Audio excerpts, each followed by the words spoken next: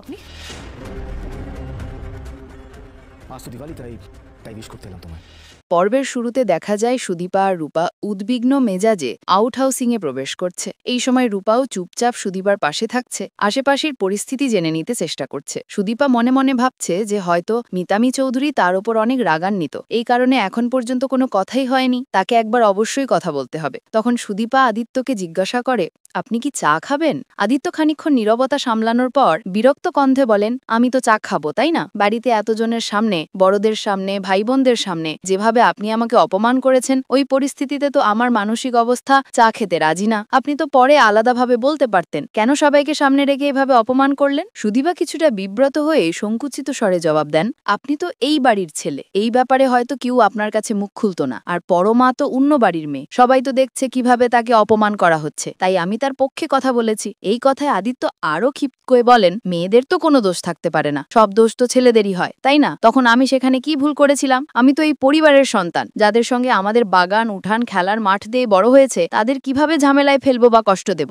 এটা তো একেবারেই সামান্য ব্যাপার। পরমা যদি চায় আমাদের সঙ্গে আর যোগাযোগ থাকতো না, নিজে সবকিছু ভুলে গিয়েও নতুন করে জীবন শুরু করতে পারত, তাহলে কেন আমাদের কাছে ফিরে এসেছে? এই বলে আদিত্য আর কিছু না বলে ঘর থেকে বেরিয়ে যান। সুদীপা স্তব্ধ হয়ে দাঁড়িয়ে থাকে, হঠাৎ কান্নায় ভেঙে পড়ে এবং বলে, আমার কি দোষ? আমি তো মাত্র কয়েকদিনের জন্য এখানে এসেছি, তারপরও তার কথা শুনে কেন আমার এত কষ্ট হচ্ছে? পরক্ষণে রূপা কাছে এসে কোমল কণ্ঠে বলেন, মা কাঁদবেন না, আমার কাছে আসুন, আমি আপনাকে সান্ত্বনা দেব।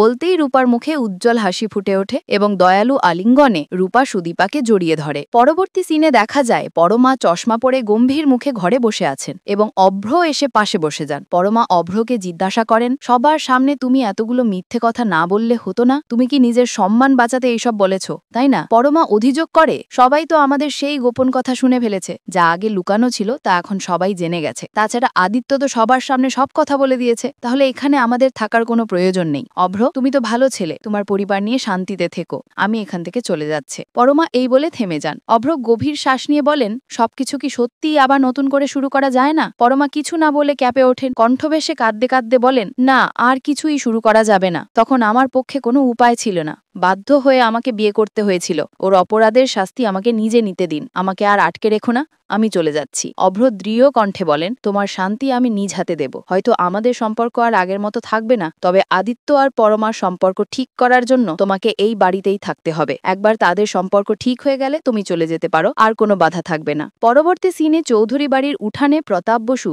ফুল আর মিষ্টি নিয়ে দাঁড়িয়ে আছেন। তিনি রূপাকে দেখে বলেন, তোমাদের মধ্যে নিশ্চয়ই কোনো ঝামেলা হয়েছে, নয়তো কেন একে অপরকে আপনি দেখছো? আমি শুনেছি নবীনপুরের একজন পুলিশ অফিসার একজন ল্যান্ড স্টুডেন্টকে বিয়ে করেছে। সেই ছেলেটির ব্যাপারে আমি জানি না কি ভাব, তবে আমি তো চোখ আঁখি এক করতে পারছি না, ঘুমাচ্ছি না। আমি যাই সুদীপা আমার হয়ে যাক। পরের মুহূর্তে প্রতাপ বসু বাড়ির ভিতরে ঢুকতে চান এবং কাজের মেয়ে ঝুমাকে জিজ্ঞাসা করেন, সুদীপা কোথায়, তাকে একটু ডেকে দেবেন? ঝুমা অস্থির হয়ে জিজ্ঞাসা করে, ভাইজান, আপনি কি ছোট বৌদির কথা বলছেন? এই কথা শুনে গায়ত্রী একেবারে বিস্ময়ে জিজ্ঞেস করেন, আপনি কে? ঠিক বুঝতে পারছি না। প্রতাপ বসু পরিচয় দিয়ে বলেন, আমি সুদীপার কলেজের প্রফেসর প্রতাপ বসু, তাকে একটু ডেকে দিন, আমি তার সঙ্গে দেখা করতে এসেছি। তাছাড়া শুনেছি সুদীপা এখানে থাকে, আউট হাউসিং এ নয়। আগে জানালেন না, আমি সরাসরি ওখানে চলে যেতাম। এই কথা শুনে গায়ত্রী মনে মনে মনে করতে থাকেন, আকাশের দিকে থুতু ফেললে তার নিজের মাথায় পড়ে, বাড়ির কাজের খবর বাইরের কাউকে জানানো যাবে না। কিছুক্ষণ চুপ থেকে গায়ত্রী প্রতাপ বসুকে বলেন, আপনি এখানে বসে থাকুন, আমি সবাইকে ডেকে পাঠাচ্ছি। গায়ত্রী মেয়েদের ডেকে আনতে বলেন, ওনার জন্য চা নাস্তার ব্যবস্থা করা হোক। তবে প্রতাপ বসু বিনয় হাত নেড়ে বলেন,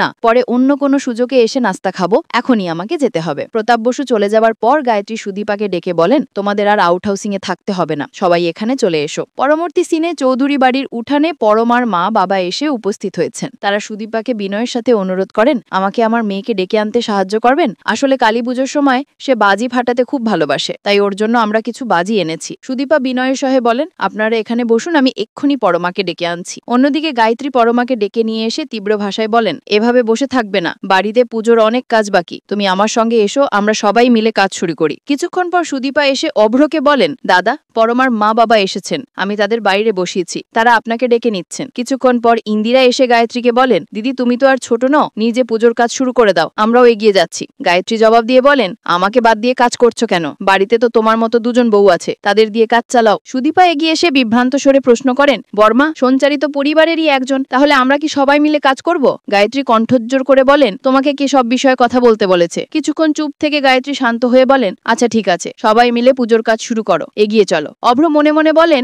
বোন তুমি পারবে। পরবর্তী সিনে সুদীপা পরমাকে বলেন, চলো আমরা সবাই মিলে কাজ করি। পরমা কঞ্চানে উত্তর দেয়, আমি তো শুধু বাজি ভাটানোর কাজই জানি, অন্য কোনো কাজ আসে না। সুদীপা খানিক হাসতে হাসতে বলেন, কাজ না জানলে কি, আমাদের দেখলেই তুমি শিখে যাবে। ছোটবেলা থেকেই বাড়িতে কালী পুজো হতো, তখন আমার পিসি সব আয়োজন করতেন, আমি ওকে বিখেই শিখে গেছি। আর বাবা অনেক বাজি নিয়ে আসতেন, আমরা সবাই ছাদে গিয়েও একসঙ্গে বাজি ফাটাতাম। পরবর্তী সিনে অংশ কুন্তলাকে গম্ভীর কণ্ঠে বলে, আমাকে যে কোনো ভাবেই ওই মেয়েটাকে বাড়ি থেকে বের করে দিতে হবে, ওকে আমি আর সহ্য করতে পারবো না। কুন্তলা কপট হাসি দিয়ে বলেন, তুমি তো অঘোর পরিবারের সন্তান, তাই পরিবারের সম্মান বাঁচাতে তোমাকে প্রমাণ সংগ্রহ করতে হবে। আমি তোমাকে প্রমাণ সংগ্রহের জন্য অনাথ আশ্রমে নিয়ে যেতে পারি। পরবর্তী সিনে কুন্তলা অংশকে একটি অনাথ আশ্রমে নিয়ে গেছেন এবং সেখানে অনেক টাকা তুলে ধরে বলেন, এই টাকা এখানে কাজে লাগতে পারে। এত সাহায্য দেখে অংশু বিস্ময়ে জিজ্ঞাসা করেন, কিন্তু মা আপনি আমাদের এত সাহায্য কেন করছেন? কুন্তলা কিছু না বলে স্থির হয়ে দাঁড়িয়ে থাকেন। অবশেষে অংশু কণ্ঠ ভেসে কাঁদতে কাঁদতে বলে, মা আমাকে। এদিকে দৃঢ় কণ্ঠে কুন্তলা ঘোষণা করেন, তোমাদের বাড়ির অলক্ষ্মী বিদায়ের সাথে